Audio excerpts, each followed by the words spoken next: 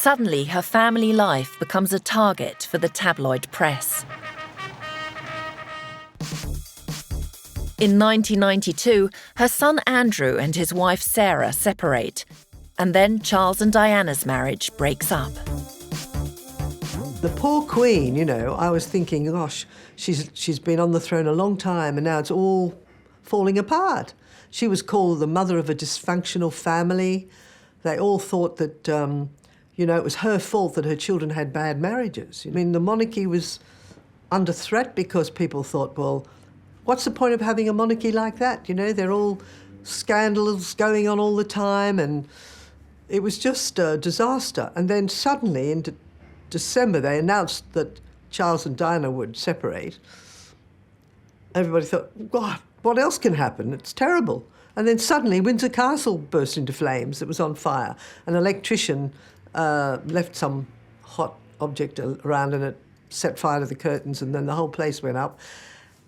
And in a funny way, although it was another disaster, it gained some sympathy for the Queen. They thought, oh, the poor woman, what else can go wrong, you know?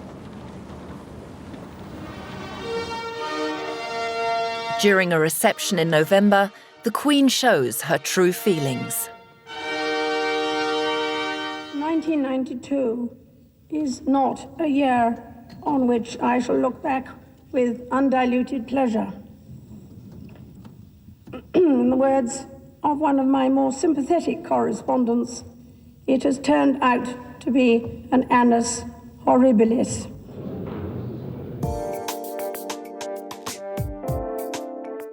The mood in the country is bleak. John Major's government seems lacklustre. Britain is yearning for a fresh start. 43-year-old Tony Blair is the Labour Party's new hope. He promises to change things.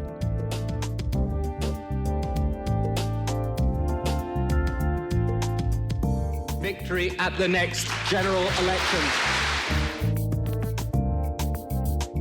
And indeed, on the 2nd of May 1997, Tony Blair enters Downing Street with a landslide victory. Blair came into office with an enormous majority, so I think it would have been quite natural that the palace might have been a little bit scared as to what he was going to do with it, as it were. And, you know, he was very, very cocky when he started out.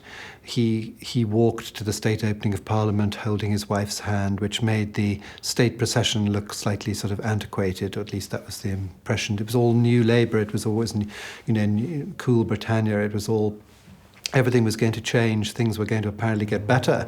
During their first audience, Elizabeth cuts her self-confident Prime Minister down to size. When Tony Blair first became Prime Minister, his very first audience with the Queen, he told me, the Queen said, "Ah, Mr. Blair, welcome to your first audience as Prime Minister. Of course, my first Prime Minister was Winston Churchill, and you weren't even born then." And he said, that put me in my place straight away.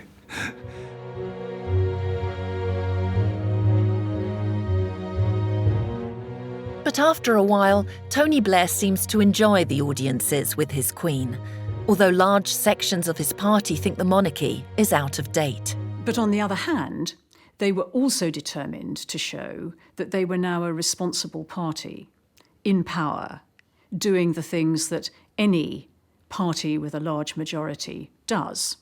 And having a good relationship with the palace and with the monarchy is part of being a responsible and powerful government. Just 3 months after Blair takes office, Princess Diana dies in a car accident. Her death is a test for the relationship between the Queen and her Prime Minister. Elizabeth is on summer vacation in Balmoral. She hears the news of Diana's death in the morning.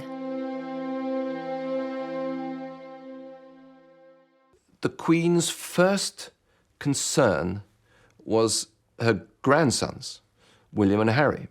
She said to Prince Charles, "We must take the radios out of their rooms." Then she clicked on the television across all the channels, and of course every channel had pictures of the dead princess, the crash, her life was endlessly rehashed. She said, we've got to get them out. We've got to get them up on the hills. Organize a barbecue for them this evening. Her preoccupation was with her own family. And she forgot that she had another family down in England, us, all weeping and laying our wreaths and feeling that we had been deprived. And when she did come to think about us, she shrugged her shoulders and thought, well, you can all get on with it. Tony Blair, however, comforts the grieving nation straight away. Just hours after the accident, he steps up to the microphones. Prime Minister, can we please have your reaction to the news? I feel like everyone else in this country today, utterly devastated. Our thoughts and prayers are with Princess Diana's family, in particular her 2 sons, the 2 boys. Our hearts go out to them. She was the people's princess. And that's how she will stay, how she will remain in our hearts and in our memories forever. Tony Blair summed up those feelings of shock and devastation that most people in the country felt.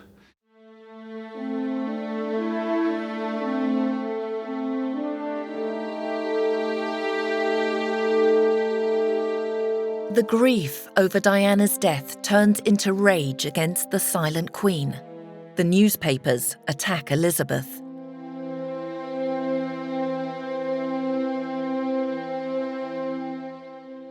The extraordinary emotions that came out in the country, the gap between that and the way the royal family seemed totally standoffish and everything like that. And Blair did advise the Queen via Prince Charles as to how she, the Queen, should behave. And he'd only been Prime Minister for about 3 months. To be advising the monarch as to how she should behave towards her own people was quite a tricky thing. The Queen and her Prime Minister confer every day. He urges her to address the nation.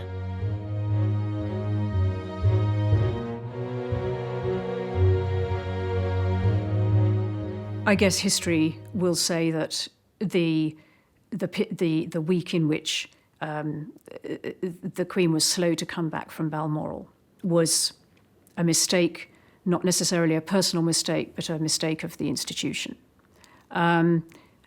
Actually, I think it's unfair because it was for the best of reasons to protect the grandsons at the most terrible time after their mother's death. But history judges harshly, and that will be one of the judgments.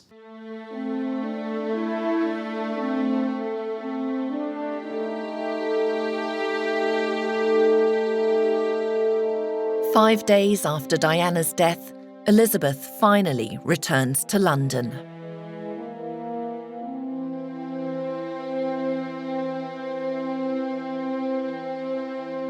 The atmosphere changed at that moment as she came back. And she and the Duke of Edinburgh walked amongst the crowds and looked at flowers and then came into Buckingham Palace. And I remember when they came inside, I was there with the group of people sort of meeting them. And we were all talking, and they were in some ways as puzzled as everybody else with what had happened, with the phenomenon of so many people. Downing Street and the palace agree that the Queen must make a speech showing that she shares the grief of the people. The Queen's private secretaries mull over the wording. Just at the last minute, they sent it to Downing Street, not for approval, but to see if they had any ideas. And it was Campbell who diffidently suggested, on Tony Blair's behalf, could Her Majesty perhaps say, speaking as a grandmother. And they grabbed it. So what I say to you now, as your queen and as a grandmother, I say from my heart. First, I want to pay tribute to Diana myself. She was an exceptional and gifted human being. In good times and bad, she never lost her capacity to smile and laugh, nor to inspire others with her warmth and kindness.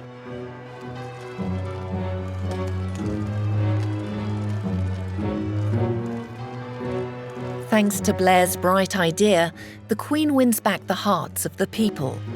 But her relationship with the Prime Minister remains difficult. At her 50th wedding anniversary, Blair blabs about the highly confidential audience. For a moment, Elizabeth loses her eternal smile. Actually, Your Majesty's closing words to me at Buckingham Palace on Tuesday, at the end of our weekly session, were, please don't be too effusive. No British Prime Minister can afford such a mishap. Maybe one of the reasons why Blair's audiences with Elizabeth are often over after just 20 minutes. Our Queen, with a keen sense of humour and a mean ability for mimicry. Tony Blair's own memoirs about the Queen are quite interesting in terms of how you get on with the Queen. He said, sometimes you can let her be matey with you, be sort of friendly and informal with you, but you should never try and do that with her, because if you do, then you get the look. And it's quite interesting, because Tony liked to be matey with everyone. But in the end, Blair loses both popular and political support. He vacates Downing Street to make room for his successor, Gordon Brown.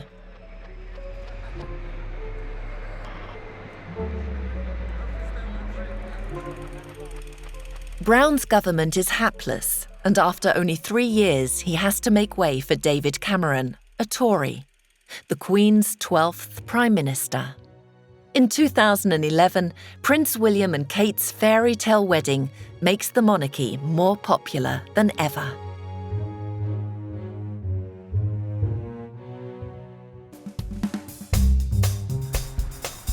Politically, however, the United Kingdom is facing one of the biggest crises in its history: Brexit. Although David Cameron is against Britain leaving the EU, he promises his people a referendum. He hopes this will strengthen his position as Prime Minister. Above all, he doesn't expect to be defeated.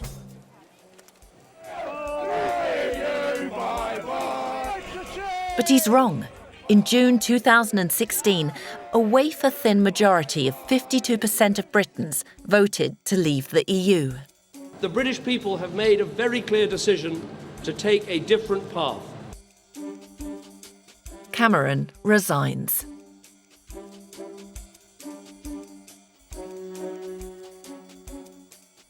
His successor, Theresa May, has the difficult task of making Brexit happen.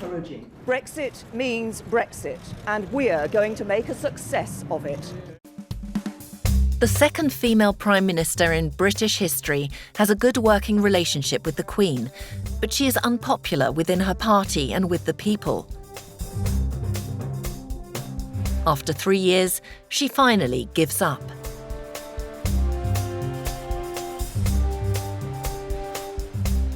While the government stumbles from crisis to crisis, the royals add some glamour to the tristesse. In May 2018, Meghan and Harry get married. At the time, no one would have guessed that the marriage would soon spark a major family row among the Windsors. In July 2019, Boris Johnson replaces Theresa May and becomes Elizabeth's 14th Prime Minister. Well, I think she would certainly regard him as a patriot.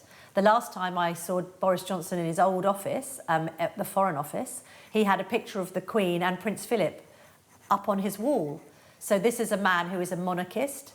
So I think there'd be quite a lot of admiration, certainly from Mr. Johnson to Her Majesty. And equally, I think the Queen likes characters.